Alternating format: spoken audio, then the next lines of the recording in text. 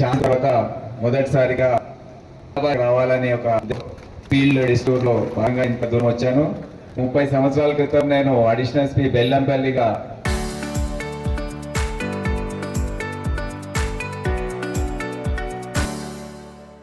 పనిచేసిన రోజులు నాకు గుర్తొస్తున్నాయి. అప్పుడు ఆదిలాబాద్ హెడ్ క్వార్టర్స్కి మా జిల్లా ఎస్పీ గారి క్రైమ్ మీటింగ్స్ కానివ్వండి ఇతర పనుల కోసం వచ్చేవన్నీ. 30 సంవత్సరాల తర్వాత ఆదిలాబాద్ పట్టణాన్ని విచ్చేయడం ఎంతో సంతోషంగా ఉంది. మీ అందరినీ కూడా కలవడం చాలా సంతోషం. గ్రామ సభలో దాని గురించి మళ్ళీ మీ అందరికీ గుర్తు చేయడానికి ఈరోజు ఈ కార్యక్రమాన్ని ఏర్పాటు చేయడం జరిగింది. మీ అందరికీ ఇప్పటికే తెలియజేశారు. ప్రతి గ్రామంలో వెళ్ళి మా అధికారులు, ట్రాన్స్పోర్ట్ డిపార్ట్మెంట్ చెందిన అధికారులు వాళ్ళందరూ కూడా సో చిన్న చిన్న జాగ్రత్తలు తీసుకోవడంతో మనం ఇది నివారించే అవకాశం ఉంది. ఇది మనం నిర్లక్ష్యం చేస్తాం. ఏమవుతుందిలే, మనం వెళ్ళిపోదాం, స్పీడ్గా వెళ్ళిపోదాం, ఏం కాదు, యాక్సిడెంట్ నాకైతే కాదు కదా అనే ఒక ఆలోచనతో మనం డ్రైవింగ్ చేస్తుంటాం. కానీ ఇప్పుడు మనం హైవే ఉంది, కానీ ఆ వేగంలో ఏమవుతుందంటే మనకు కంట్రోల్ తప్పుతుంది. సడన్గా ఏదైనా వచ్చిందనుకోండి, ఆవు వచ్చిందండి, బర్రె వచ్చిందనుకోండి, లేకపోతే ఎవరైనా రాంగ్ టర్న్ తీసుకున్నాడు అనుకోండి, మన కంట్రోల్ కాదు బండి.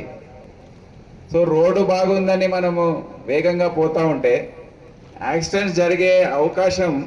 కానీ ఈ సంవత్సరం కొన్ని మా ఆధ్వర్యంలో మా అధికారులందరూ మీ సాయంతో కొన్ని నివారణ చర్యలు తీసుకోవడంతో ఈ సంవత్సరం 48 మందే చనిపోయారు. అంటే 24 మంది తక్కువ చనిపోయారు. అంటే 24 కుటుంబాలు కొద్దిగా అంత ఈ శోకం అనేది వాళ్ళకు తెలియలేదు. సో ఈ ప్రోగ్రాం ఏదైతే ఉందో అరైవ్ అనేది ఇంగ్లీష్లో సురక్షితంగా చేరుకోవడం అనేది మాకు చాలా ముఖ్యం. మనం డ్రైవింగ్ చేసేటప్పుడు డిఫెన్సివ్ డ్రైవింగ్ అంటారు. అంటే ఎప్పుడు కూడా మనము రోడ్డు పైన ఉన్నప్పుడు మనం తప్పు చేస్తున్నామనే కాదు, ఎదుటి కూడా తప్పు చేస్తే కూడా మన ప్రాణాలు పోతాయి. కొన్ని రోజుల క్రితము ఔటర్ రింగ్ రోడ్లో మొత్తం కుటుంబం నాశనం, మొత్తం మాయమైపోయింది యాక్సిడెంట్ తర్వాత. 6 చనిపోయారు ఒకే కుటుంబంలో. నార్కోటిక్స్ బ్యూరో వచ్చిందో, సైబర్ క్రైమ్ ట్యాకిల్ చేయడానికి ఇంకో సైబర్ క్రైమ్ బ్యూరో వచ్చిందో, అదేవిధంగా ఇప్పుడు ఒక traffic management and road safety bureau మేము స్టార్ట్ చేయబోతున్నాం. దాంట్లో ఏంటంటే మొత్తం రాష్ట్ర వ్యాప్తంగా ఒకే విధంగా పాలసీ ఉండే విధంగా, ఈ హైవే మేనేజ్మెంట్ పెట్రోలింగ్ ఒకే విధంగా ఉండే విధంగా, మళ్ళీ సీట్ బెల్ట్, ఇప్పుడు సీట్ బెల్ట్ అంటాం, సీట్ బెల్ట్ ఈ మధ్య కొద్దిగా ఫ్రంట్ సీట్ వాళ్ళు పెట్టుకుంటున్నట్టు నేను అనుకుంటున్నా. ఎంతమంది నిజం చెప్పండి, ఎంతమంది మీరు సీట్ బెల్ట్ పెట్టుకుంటారు కార్లో కూర్చున్నప్పుడు? ఈ 7,800 మంది ఏవైతే ఉన్నారో దాంట్లో 60% కన్నా ఎక్కువ బ్యాక్ సీట్లో కూర్చున్న వాళ్ళే. అది మీకు తెలుసా ఆ విషయం? ఎందుకు అవుతుంది అట్లా? ఎందుకంటే సీట్ బెల్ట్ కంపల్సరీ, కానీ మీరు అందరు వేసుకోరు. అన్ని సందర్భాల్లో వేసుకోలేము కనుక ఒక 2 వీలర్ ఎక్కినప్పుడు ముందు కూర్చున్నాయినా వెనకాల కూర్చున్నాయినా ఇద్దరు కూడా హెల్మెట్ వేసుకుంటే వాళ్ళు కింద పడ్డా వాళ్ళ ప్రాణాలకి ఏమీ హాని ఉండదు. ఈ 2-3 విషయాలు మీరు అర్థం చేసుకుంటే ఇంత విషాదం ఏదైతే ఈ కుటుంబాల్లో ఉంటుందో అది నివారించడానికి అవకాశం ఉంటుంది.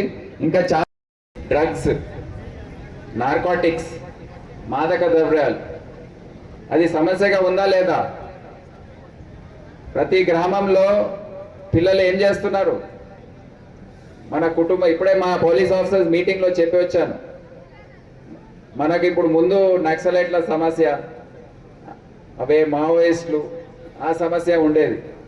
కానీ ఇప్పుడు మనకు ఆ మావోయిస్ట్ నక్సలైట్ సమస్య పోయింది, కంట్రోల్ అయిపోయింది. ఇప్పుడు మనకు అంత సమస్య కాదు. మనకి ఇప్పుడు ముందున్న సమస్య 2-3. అది మన పిల్లలు స్కూల్ పోయి ఏం చేస్తున్నారో మనకు తెలియదు, కాలేజ్ పోయి ఏం చేస్తున్నారో తెలియదు, ఎవరితో తిరుగుతున్నారో తెలియదు, ఎవరితో కూర్చొని ఏ గాంజా ఏది తాగుతున్నారో తెలియదు. అటువంటి ఆ పరిస్థితి ఉంది ఇప్పుడు. సో అందరము కలిసి కట్టుగా దీనిపైన ఒక యుద్ధం లెక్క చేస్తే గాని మన భవిష్యత్తు పాడైపోయే అవకాశం ఉంది.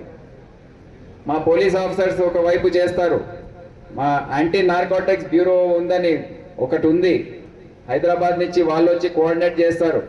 కానీ మీ సహకారం ప్రతి గ్రామంలో మీరందరూ యువకులు కొంతమంది ముందుకొచ్చి ఇది ఎట్టి పరిస్థితుల్లో కంట్రోల్ చేయాలనే మీరు ఎస్పీ గారు, మా ఆఫీసర్స్, ఎస్ఐలు వాళ్ళతో కలిసి ఇది చేయకపోతే మనము మన భవిష్యత్తు పాడు చేసుకున్నట్టే.